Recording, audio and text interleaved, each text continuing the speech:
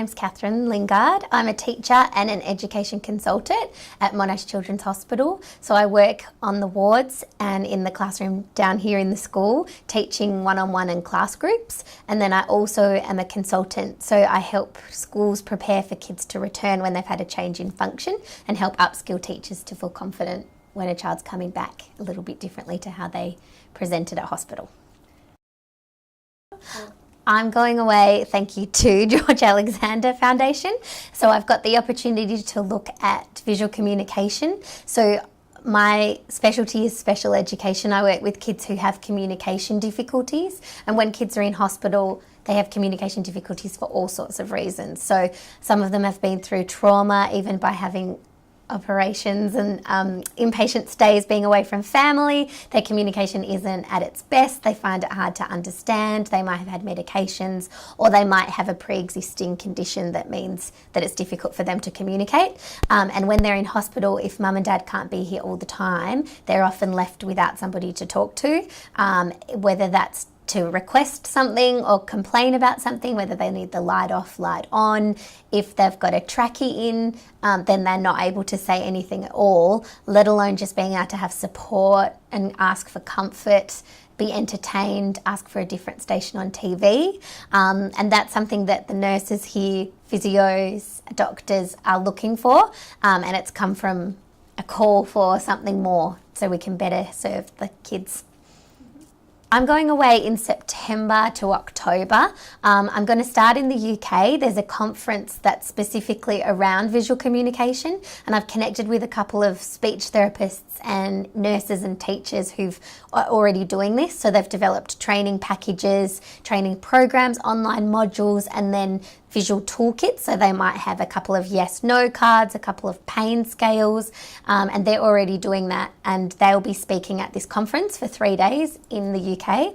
And then I'm going to visit a combination of hospital, schools and speech therapists who are using visual communication really well to aid language, and then hopping over to the States. In Boston, there's a really wonderful program at their children's hospital around communication run by speech therapists, and then into Canada to a rehab hospital. So I work with a lot of kids that go through rehab.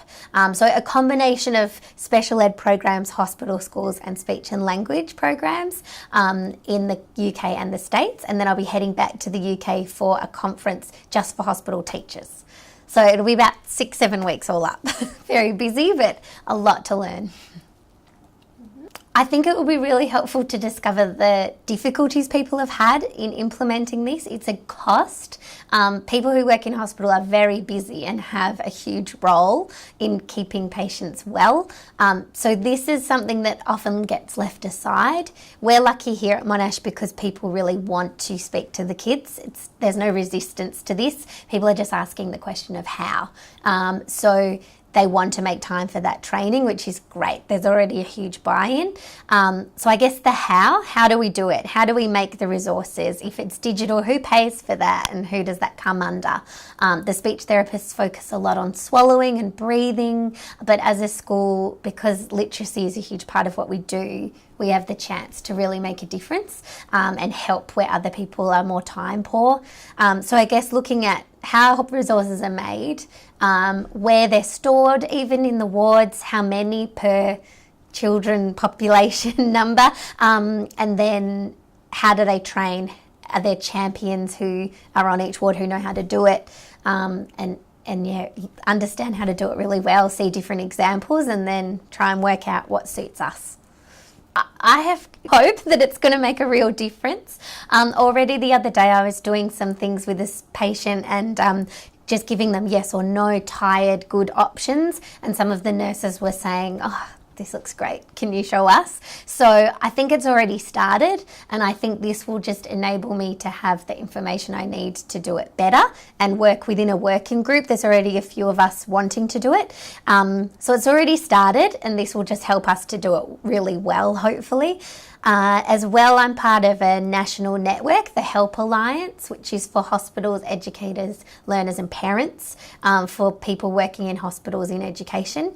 And they're really keen to look at how we can do this in other hospitals in Australia. So start looking at what we can do here, and then once we feel confident, we can try and share so that other hospitals feel inspired to look at the way they do things too.